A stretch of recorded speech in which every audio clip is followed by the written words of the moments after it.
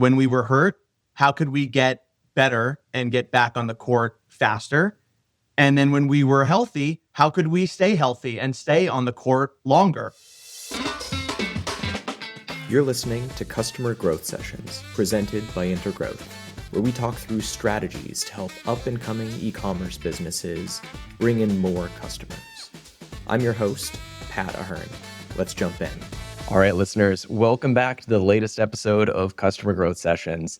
Today, I'm thrilled to have on Ezra Smyser and Alex Morel, the co-founders over at Andiem. Ezra, Alex, welcome to the show.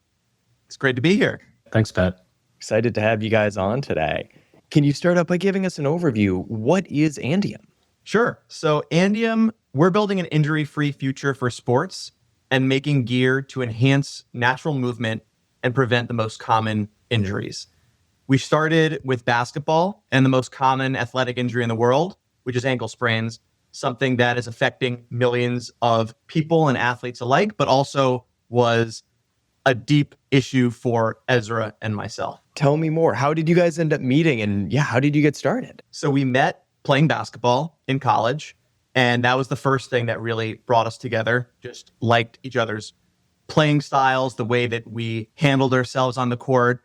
But then what really brought us even closer together was this mutual ankle injury issue that we just couldn't get rid of. And so we tried to solve this problem for a decade plus. And we're just obsessed with, when we were hurt, how could we get better and get back on the court faster? And then when we were healthy, how could we stay healthy and stay on the court longer? And so that was kind of the origin of Andiem from the earliest days. And after years and years of trying literally every solution, braces, tape, balance, yoga, physical therapy, which didn't work for us, we found a way to create Andiem and the pivot and a new approach to moving better, injury prevention that we're really excited to bring to the world. Amazing. I think one of the things I found so interesting about Andiem is when we were talking before the show, one of the big themes that always comes up is this is a problem. These ankle injuries are a problem that every single basketball player deals with on a very regular basis. But the pain is almost so consistent that it sounds like people are kind of just numb to this pain. They're totally aware that ankle sprains happen, ankle injuries happen, but no one's looking for a solution because they just assume that's a necessary evil of playing. So I'm so curious to pick your brain on how you have been able to overcome that obstacle. Talk to me about earliest days of the company. You're just starting out, you have this brand new product. What were some of the, creative ways that you generated some of those really early sales? I think we absolutely had a lot to overcome because I think, like you said, people, they're almost hopeless in some ways. They just don't believe that there even could be a solution to this problem because it's just been so consistent since the creation of basketball. Like, you play basketball, you hurt your ankles, you spend time rehabbing. Every time you hurt them, you become more likely to hurt them again. And you're just sort of on this downward death spiral. And you just sort of put out a date in the future where you're like, well, I'll retire then. That's going to be the end of my career. And so definitely early on, it's been a lot of education and sort of getting people to understand that this is a new approach to the problem. This isn't the same approach as other people have taken in the past. But definitely early on, feeling really is believing. And some of our earliest sales were all just from people trying on the shoe and sort of feeling the level of support that they can get and seeing exactly what we've done. And then that sort of clicks for them. So those were sort of our earliest sales, were just me and Alex showing up with duffel bags of shoes to courts and trying to get people to try them on and play in them. And the conversion rate on that was just incredible. And it was something we almost discovered by accident. Part of the process of making this shoe and designing this shoe, and if you or listeners you think would be interested in what makes it special, we can get more into that too. But part of the process is called wear testing, right? And you take this product pre-commercialization, pre-launch, and you force people to experience it and you get their feedback. And it's part about sizing and fit and different components of the shoe that we might want to change before we go to our large production order. And so when we were wear testing, after our first wear test, some of the people said, can I buy this right now? And the reality was they couldn't, because we needed to literally try to break these shoes and get as much user data on these shoes as we possibly could. We only had 30 shoes to our name at the time, right? But we said, oh, well, maybe we can sell these when we're done. And so our first sales were actually wear test samples that our wear test community and population got to buy before we even launched commercially.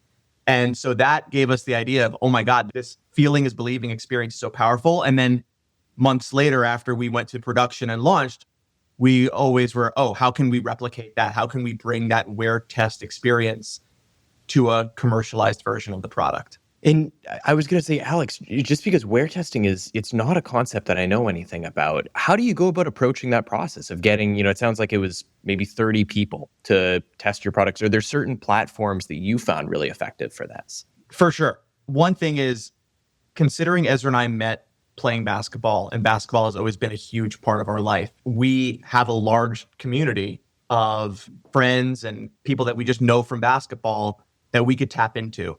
I think at the end, we wear tested with over 100 people. It may have been over 200. It was as many as we could get. We just wanted as many feet in these shoes as possible. And so part of it started with just that organic existing community. But wear testing in basketball has also become a huge cultural phenomenon.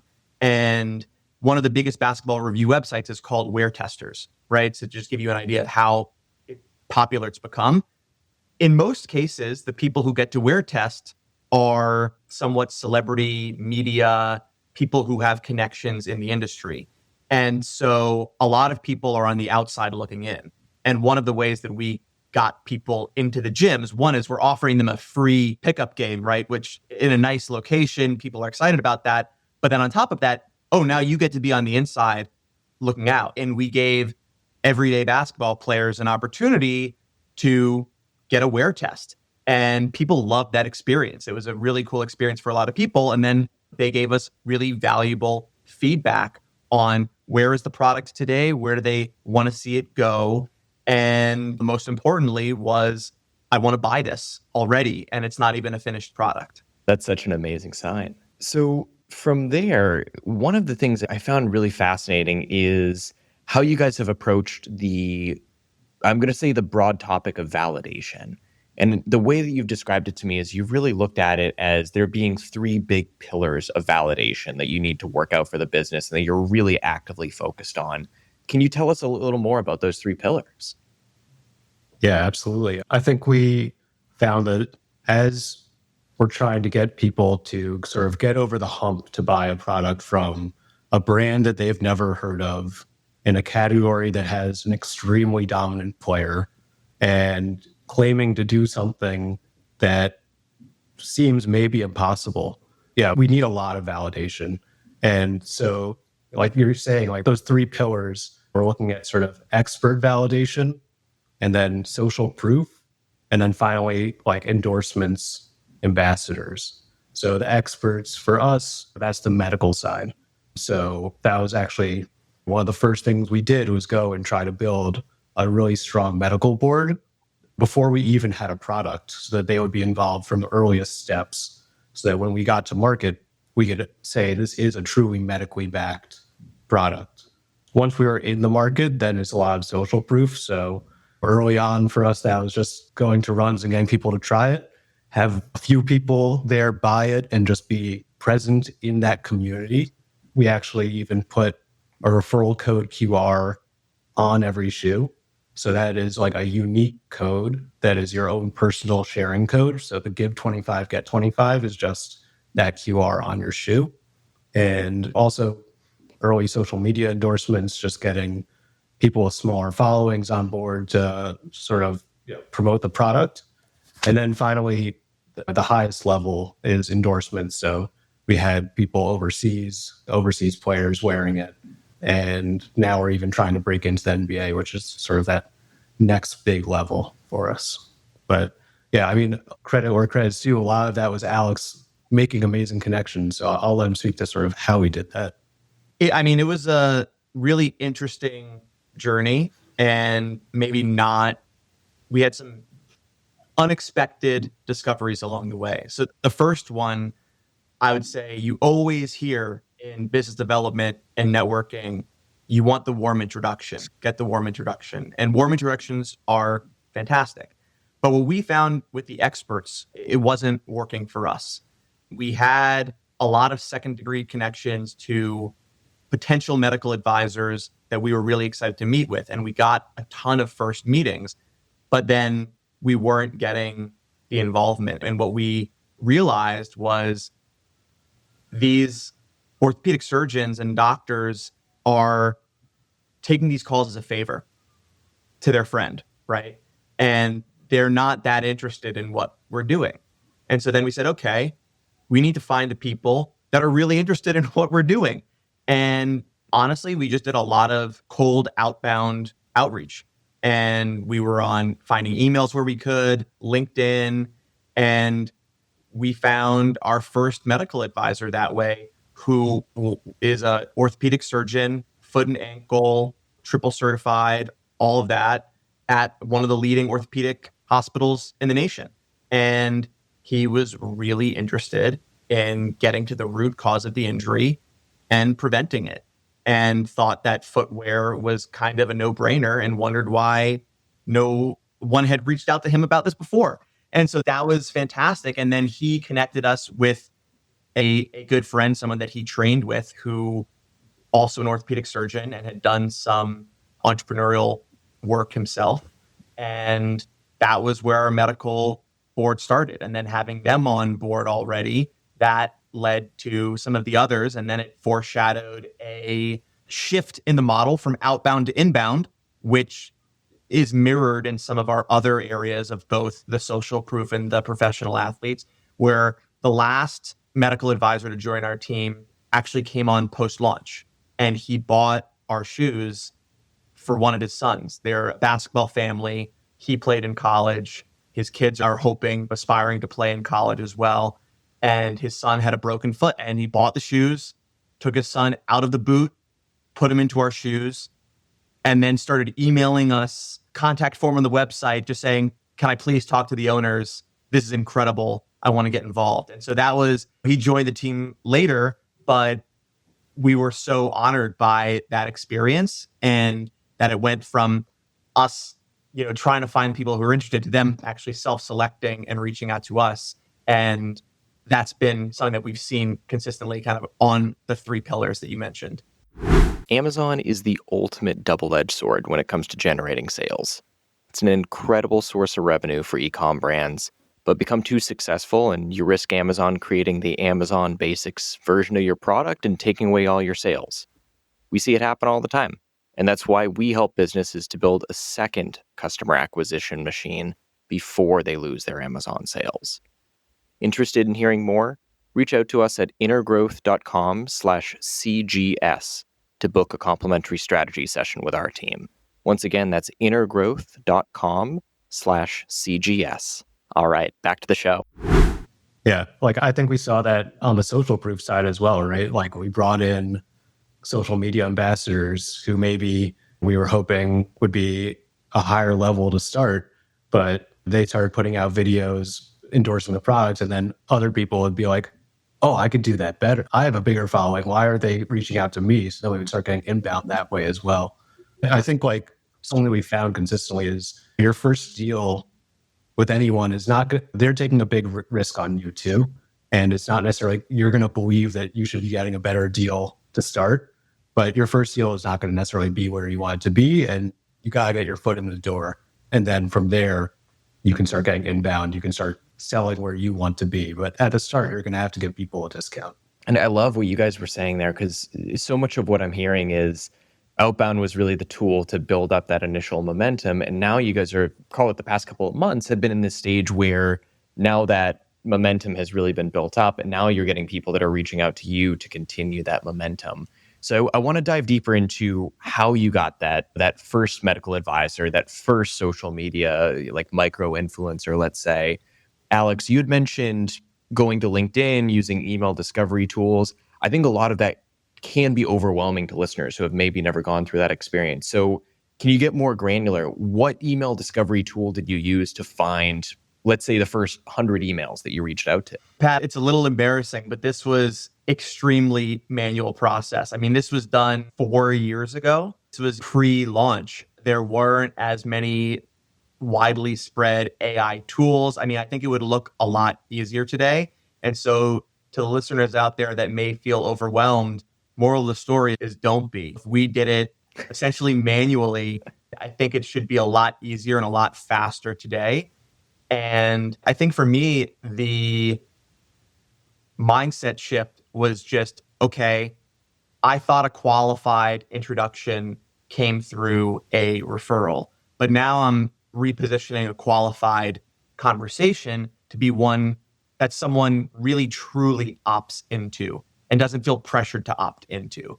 And I think there's a magic in cold outreach that has that. And I just had to say, okay, it is okay to send 100 emails. And I think that's all I sent out, or DMs on LinkedIn, and only hear back from 5 people. Those 5 people are going to be really, really passionate about the problem that we're trying to solve and really interested in the approach that we want to take.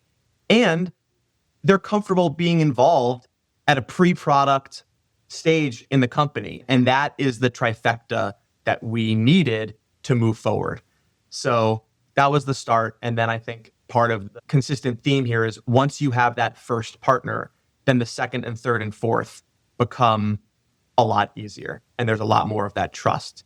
At the same time, the first advisor or prospective customer or investor, whoever made us get really interested in this medical validation side of things, I think a small part of Ezra and my brains both thought, once we have a top orthopedic surgeon on the team, everything will be perfect and great and we'll have solved this major problem. Then it was, okay, we got the expert validation, but now we need the social proof. A lot of consumer startups today start with a large social following, start with someone who's a creator, who's done that either as a side hustle or professionally. That is neither Ezra nor I. We started Andiem with 0 followers, which I think a lot of people consider kind of crazy today. Again, this was a couple of years ago. And so we said, okay, now we have the medical validation. Oh, but now we need the social proof. And so then it started that. But we've seen this, once you check all the boxes and you have this Venn diagram starting to fill out where all of these different proof points start to reinforce one another. And then eventually the outcome is greater than the sum of the parts. And we're still in that journey. We're adding pieces and filling it out as we go. But it's really cool to see the proof of that validation start to have a multiplying effect.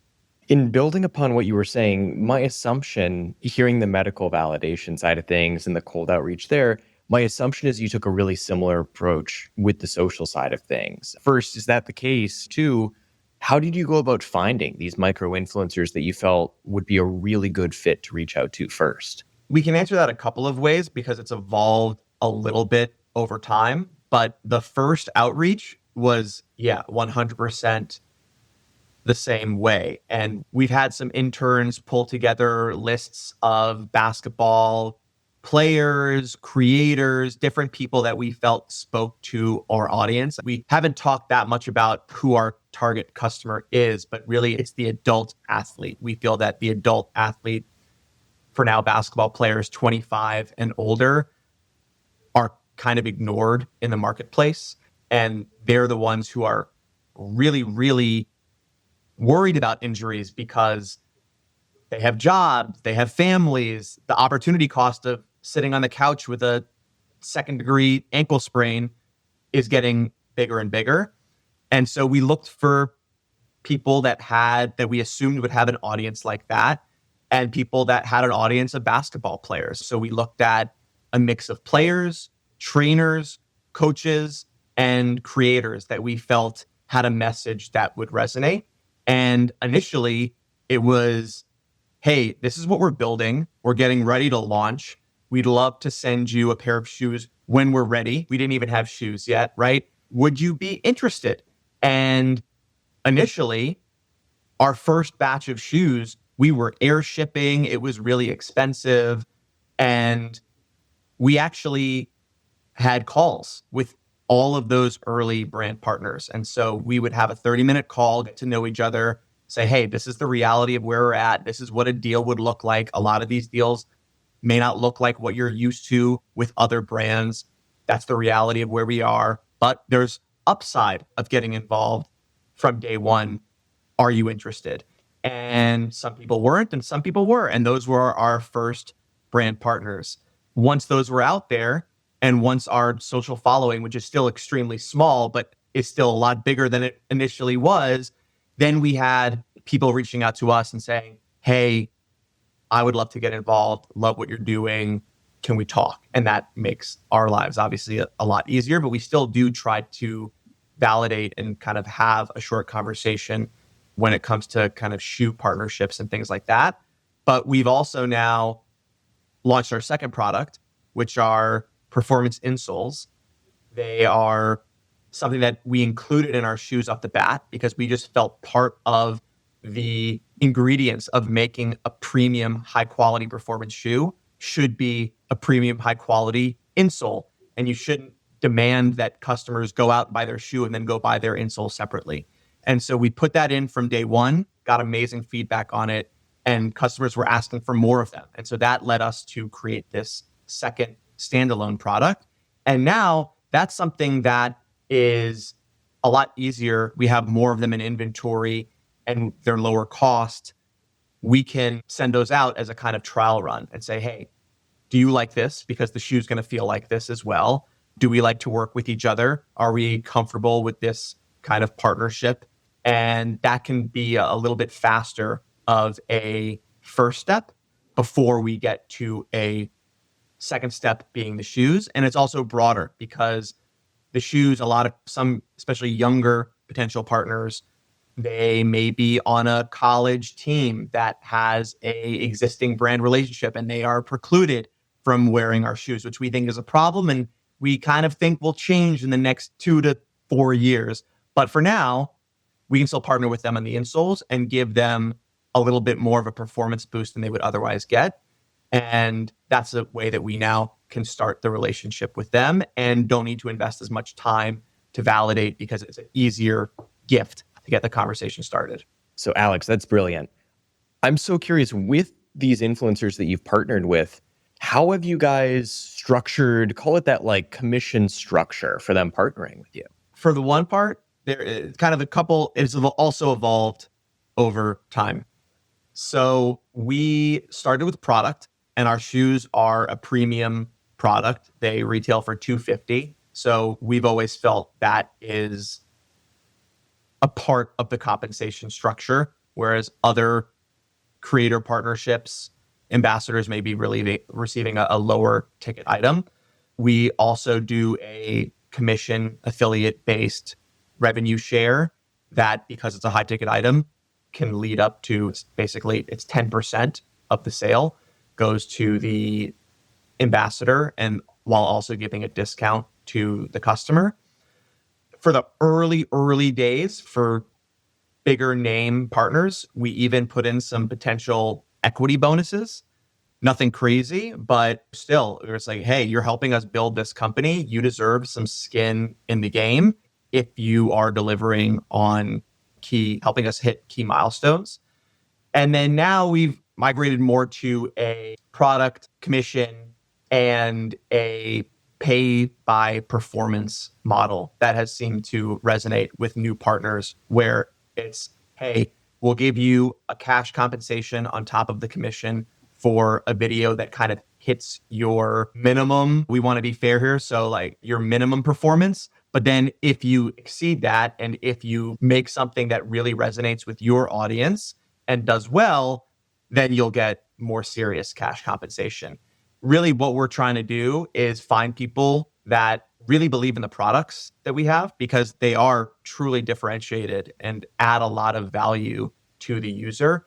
And we want to find people who believe in that, who feel that they're connected to that in some way, and kind of have some skin in the game to create things that count. Because at this stage in our growth, a spray and pray kind of methodology is going to lead to a lot of waste, and that's not something that we want to deal with. In building upon what you were saying, I would assume that you two have been way more focused on building, and this is just hypothetical numbers, but I would assume you two have been way more focused on saying, hey, let's build 10 really great long-term partnerships rather than 10,000 partnerships that maybe are going to fizzle out after a couple of months. That's absolutely true. And I see the pros and cons to both, because if you focus on 10 and 5 of them wind up not working out, and those are just hypothetical numbers, you've missed out. And maybe out of 1,000, you wind up getting 100 really good long-term partners. But for us, we're a small team. We have a lot going on. And to manage that number is just crazy. So we focus on more meaningful relationships and really trying to check and confirm the mutual and shared interest and passion for what we're trying to build and how we're trying to change the game. Struggling to get new customers? We're here to help. Hey, this is Pat, the host of Customer Growth Sessions. Our agency, Intergrowth, has been helping e-commerce brands like Bella Bridesmaids, Brevity, and JS Dental to get more customers online since 2016. Interested in seeing how we'd help you? Head over to intergrowth.com/CGS to book a complimentary consultation with me. That's intergrowth.com/CGS. All right, back to the show. And listeners, as a quick sidebar, Olivia came on, I believe the episode aired in maybe July of 2025, but Olivia Stump over at Oliver Logan did a whole deep dive on how their team structures. I think the term she would use for it is just creators very broadly, but how she's structured and how their team has structured partnerships with social media influencers, social media creators. Definitely check out that episode if you're interested in learning more. Olivia shares a lot of gold for what's worked really well for them on that front as well. And I think she also mentioned the shift from outbound to inbound and making her job easier and the team's job easier in terms of saying, hey, yeah, this person would be a great fit. And the fact they reached out is a potentially positive sign that they see what we're doing and want to be involved. I love the fact that you checked out that episode. Absolutely. What was really cool is she talks a lot about how, as you start seeing, and I'm curious if you guys have had this experience as well, but she talked about that one of the experiences they had is as they started seeing that increase in inbound, they started to see a rise in individuals or entities, let's say, that were reaching out, that there were some pretty clear red flags that indicated this might be someone who just wants some free product, or this might be someone who really is not interested in the brand and they're not going to necessarily do us any favors. I'm curious, have you guys started to see some of those red flags emerge over time in some of the discussions that you've had? Absolutely. I mean, it completely happens. And I'd like to say we're fairly decent at picking up the red flags. In our world, in the basketball world, having a shoe deal is this coveted thing. And there are a lot of people that I think see us and say, oh, I want a shoe deal. And then I can say I have a shoe deal. And then maybe that'll lead to other shoe deals. And we have to be careful about that. And that's part of the reason we've also shifted to start with the insoles, where it's another validation point and we can say, hey, are you really in this for the right reasons? But we get a ton of those. And we also get a ton, I would say, a difference for us is a little bit of a double-edged sword, right? We've talked before this recording about how, and you've had other podcasts about this, about your perception as a brand in the marketplace and looking bigger than you are. And so we get a lot of people who reach out and they're like, hey, can you sponsor my team? Looking for 15 free pairs of shoes.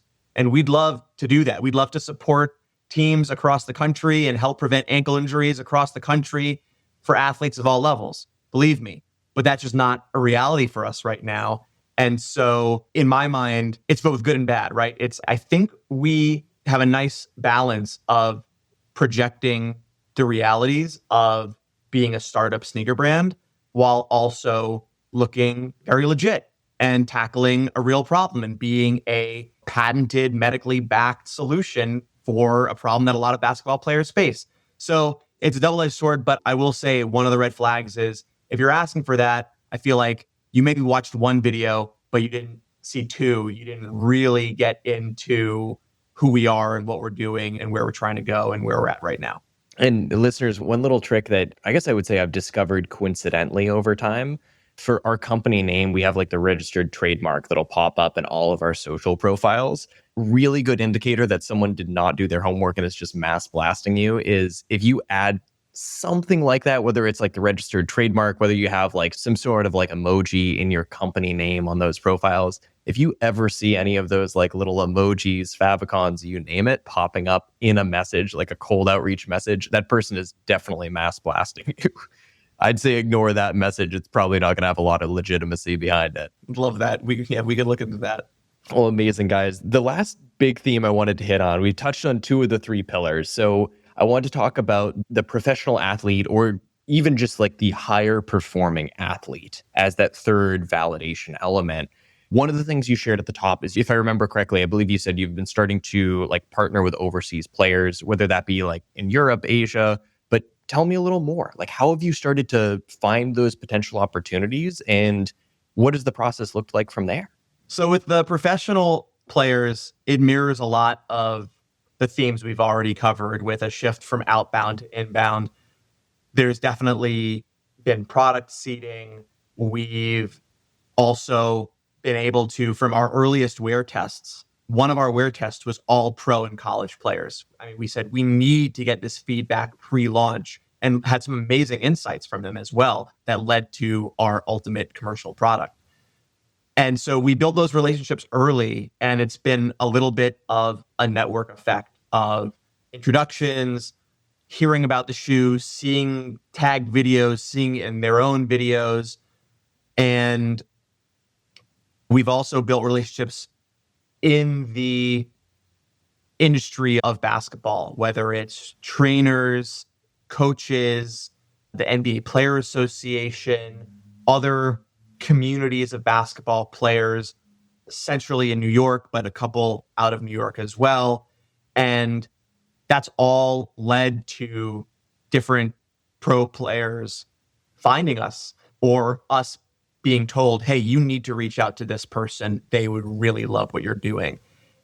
For players, and this happens for, honestly, for customers as well, I wish we could prevent all the ankle injuries from happening before people find us and make prevention really sexy, something that's a topic for another podcast and something that we're still trying to build into who we are. But the reality is a lot of people find us when they're dealing with an active acute injury or they have a long history of ankle injuries. And that is definitely true for pros as well. And so we've built relationships with pros who are, when we think of pros, we kind of think of, I would say, three ideal personas. One is, and I should preface this with our catchphrase, our version of just do it, if you will, is never miss. And for us, it's not about jump shots. It's all about not just games, not just practice, but life. Never miss a moment, never miss a day because you're healthy and you're able to be at your best, both on and off the court, right? And so we think of our personas, especially at the pro level, being never miss players. And so a never miss player, the more generic one, is someone who's dealt with ankle injuries for parts of their career. They're obviously going to be attracted to what we're doing, and we think we could add a lot of value to them and their career. So that's one. But then the other ones, which are a little bit more nuanced and interesting, are the players at the very beginning of their career who are trying to break in. They haven't really established themselves in whatever league that they're in. And for them, being healthy, being 100% is really, really important. They never know when their number is going to be called and when they're going to have an opportunity to shine. So they need to be 100%. They can never miss. So that's one persona. And then on the complete opposite side, you have the players nearing the end of their career. Maybe they're not getting the endorsement love that they once did. There are a couple young guns breathing down their neck, trying to take their playing time. And especially in the overseas market, there are a lot of non-guaranteed contracts. So once one of these players gets hurt, they're not able to contribute in game, they're sent home. It can happen really fast, especially for American players who are typically among the higher paid athletes on an international roster. So they can never miss, and they've got to stay healthy. So those were the different kind of players that we were trying to get in front of, build relationships, send product to. And I will say that it's been interesting. There's definitely a little bit of superstition that I didn't fully appreciate is involved at this level of professional athletes. So the kind of onboarding process tends to be a little bit longer than we expected. And there's a little bit of, let me make sure this really works. And so let me use it to shoot around. Let me use it in practice. And then, oh my God, I love this.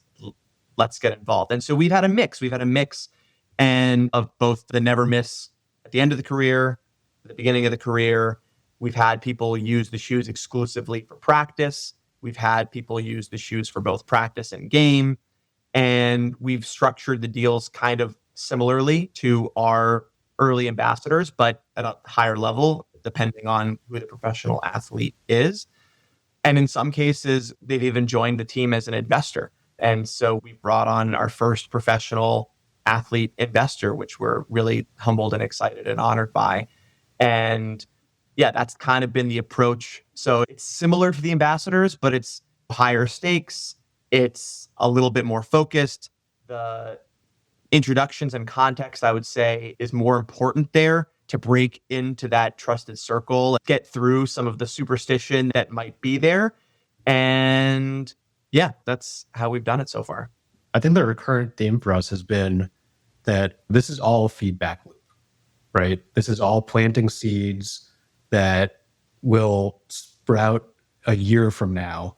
And the more people that we get in contact with and who believe in what we're doing and want to get behind it, they'll spread the word further and further. And that's been on social media, that's been with players, that's been with the medical advisors.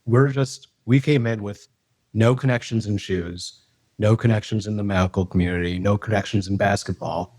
And it's just been a process of finding people who really have the same values as we do and really believe in what we believe in and who want to see this succeed.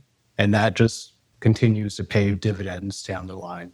But we don't always see those results for a while. And taking some risks and spending money on things that when we look at it on the business, just like, does this make sense? Is the return going to be there right away? And it's just really not. And we just have to keep reminding ourselves that you got to invest now to have it pay back later. Like we went to NBA Summer League, we've done trips to All-Star Weekend. We looked at those things and they didn't necessarily make sense from a straight dollar perspective, but they always ended up building relationships that we didn't expect. You meet one person who ends up opening a door later down the road. And that's sort of been the theme for us. Like, can we plant these seeds, get this feedback loop going, and keep growing from there? I love it. I love it.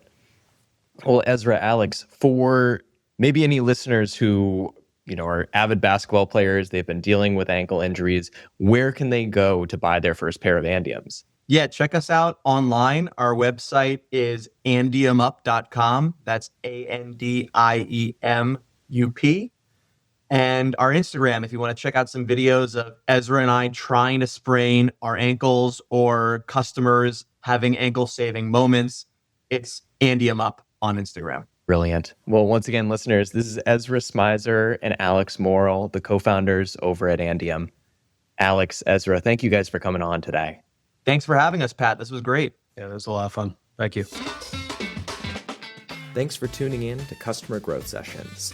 If you found it helpful, subscribe and give us a review. It helps us to grow the show. Looking for more SEO guidance on how to grow your business? Contact us at intergrowth.com/estimator or email me directly. You can reach me at pat@intergrowth.com. That's all for today. We'll see you again soon.